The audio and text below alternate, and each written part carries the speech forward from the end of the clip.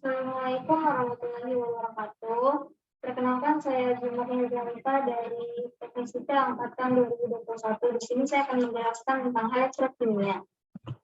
Apa sih elektrokimia itu? Elektrokimia merupakan ilmu yang mempelajari hubungan antara perubahan reaksi kimia dengan kerja listrik yang biasanya melibatkan sel elektrokimia yang menerapkan prinsip reaksi redoks dalam pengaplikasiannya. Sel elektrokimia adalah tempat terjadinya aliran elektron yang ditimbulkan oleh konversi energi kimia menjadi energi listrik atau sebaliknya. Sel elektrokimia adalah suatu alat yang menghasilkan arus listrik dari energi yang dihasilkan oleh reaksi di dalam selnya, yaitu ada reaksi oksidasi dan reaksi reduksi. Nah, di dalam sel elektrokimia itu ada penghantar yang sering disebut dengan penghantar elektroda.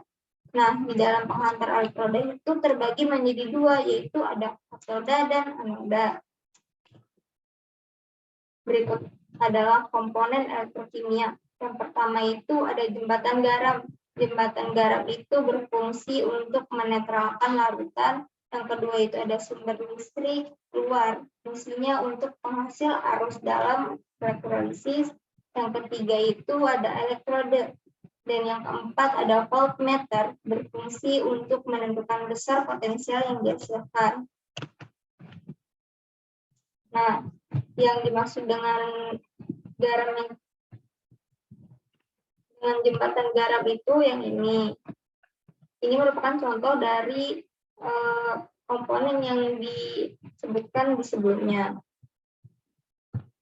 Apa itu sel elektrolisis? Sel elektrolisis adalah sel elektrokimia di mana energi listrik digunakan untuk menjalankan reaksi redoks yang tidak spontan. Nah, peristiwa penguraian zat elektrolit oleh listrik arus arah. Nah, elektroda positif yang disebut juga dengan anoda dan sedangkan elektroda negatif disebut dengan katoda. Seperti pada contoh yang tadi, ini merupakan tembaga dialiri disambungkan dengan jembatan garam tadi. Terus yang sebelah sini yang positif itu sebagai anoda, yang sebelah kiri itu sebagai katoda yaitu negatif. Yang ini merupakan yang dari Na plus, kemudian yang Cl2, yang Cl- menjadi Cl2. Kemudian ini diperoleh larutan NaCl. Nah, yang katoda ini ada larutan reaksinya seperti ini dari reaksi redoks dan anoda seperti ini. Kemudian ada pengaplikasian sel elektrolisis, yaitu penyempuhan logam. Jadi agar suatu produk terlindungi dari korosi atau karatan dan terlihat lebih menarik, seringkali dilapisi oleh lapisan tipis logam lain yang lebih tahan korosi dan mengkilat. Nah, ini merupakan larutan dari AgNO3. Jadi contohnya itu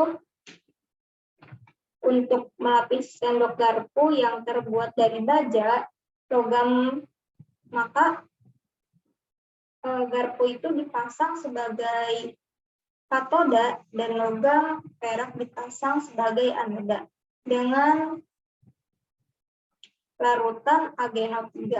Nah, logam perak pada anoda ini teroksidasi menjadi Ag+, kemudian direduksi menjadi Ag pada katoda atau garpu. Dengan demikian, garpu itu terlapisi oleh logam. Ini merupakan hasil dari anoda dan katoda dari penyempuhan logam. Berikut adalah hukum Faraday. Nah, hukum Faraday ini terbagi menjadi dua, yaitu hukum Faraday 1 dan hukum Faraday 2. Nah, hukum Faraday 1 itu berbunyi massa zat yang dihasilkan pada suatu elektrode selama elektrolisis berbanding lurus dengan jumlah muatan listrik yang digunakan. Nah, G bisa disimbolkan dengan G berbanding lurus dengan Q, sebagaimana Q sama dengan I dikali T dan G berbanding lurus dengan I dikali T. Massa zat yang dihasilkan selama elektrolisis juga berbanding lurus dengan kuat arus dan selang waktu. Maka dapat disimbolkan dengan Q sama dengan Ne dikali F. Jadi keterangannya itu untuk Q itu merupakan jumlah muatan listrik dan I itu kekuatan arus listrik dan T merupakan selang waktu dan reaksi redoks itu disimbolkan dengan Me. Nah, pada konstanta Faraday itu disimbolkan dengan F. Di konstanta Faraday ini berjumlah 1 mol sama dengan 96.500. Yang kedua yaitu ada hukum Faraday 2. Massa zat yang dihasilkan pada elektrode berbanding lurus dengan massa ekuivalen zat. Atau bisa disimbolkan secara singkatnya W berbanding lurus dengan Me. Massa ekuivalen zat atau massa atom relatif disimbolkan dengan Ar dibagi dengan perubahan bilangan oksidasinya atau muatan ionnya. Berikut adalah sel volta atau sel galvanik. Sel elektrokimia di mana energi kimia dari reaksi redoks spontan diubah menjadi energi listrik. Nah, prinsip kerjanya yaitu aliran listrik adalah aliran transfer elektron dari reaksi oksidasi di anode ke reaksi reduksi di katoda. Nah, melalui rangkaian luar. Kemudian untuk notasi sel volta itu ada contohnya seperti ini. Ini merupakan notasi yang garis 1, garis 2.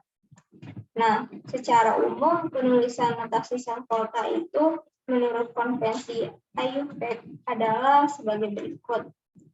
Jadi notasi sel itu terdiri dari anoda dan katoda. Kemudian tanda garis 2 adalah jembatan garam untuk menyisakan fase berbeda. Nah, tanda garis 1 adalah batas fase untuk memisahkan fase berbeda. Tanda koma digunakan untuk memisahkan spesies-spesies dalam fase yang sama. Kemudian ada elektroda. Anoda terletak paling kiri dan elektroda katoda paling kanan. Nah, untuk elektrolit inert itu tidak ditulis. Di bawah ini merupakan deret volta. Jadi deret volta yang semakin ke kiri itu mudah mengalami oksidasi atau reduktor. Sedangkan yang ke kanan itu mudah mengalami reduksi atau oksidator. Sekian dari penjelasan elektrokimia dari saya. Assalamualaikum warahmatullahi wabarakatuh.